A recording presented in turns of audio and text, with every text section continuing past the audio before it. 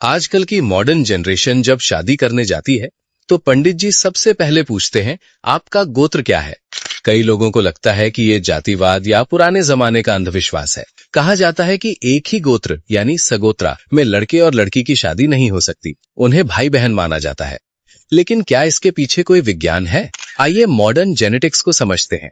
इंसानी शरीर में 46 क्रोमोसोम्स होते हैं, 23 पिता से और 23 माता से।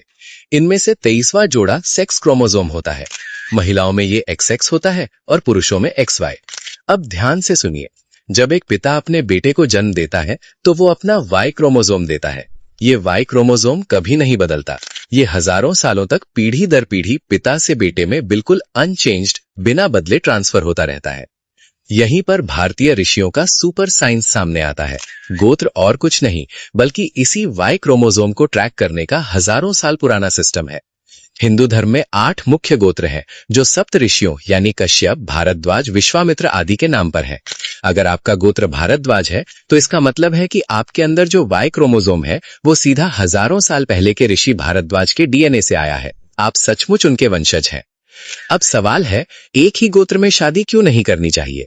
विज्ञान कहता है कि अगर एक ही जीन पूल यानी एक ही परिवार के DNA में बार बार शादी की जाए तो शरीर के अंदर छिपी हुई जानलेवा जेनेटिक बीमारियां यानी जेनेटिक रिसेसिव डिजीजेस एक्टिव हो जाती हैं।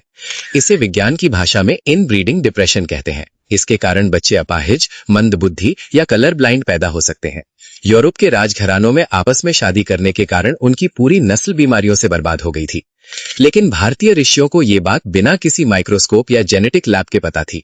बीमारियों से बचने और एक हेल्दी DNA बनाने के लिए उन्होंने नियम बनाया, सगोत्र विवाह निषेध यानी no marriage in the same gotra. उन्होंने कहा कि 3 गोत्र छोड़कर शादी करो ताकि DNA में नयापन यानी डाइवर्सिटी आए और आने वाली पीढ़ी जेनेटिक रूप से मजबूत और बुद्धिमान पैदा हो। जिसे आज की जनरेशन पुरानी सोच कहती है, वो असल में दुनिया का सबसे पुराना और परफेक्ट जेनेटिक डेटाबेस है।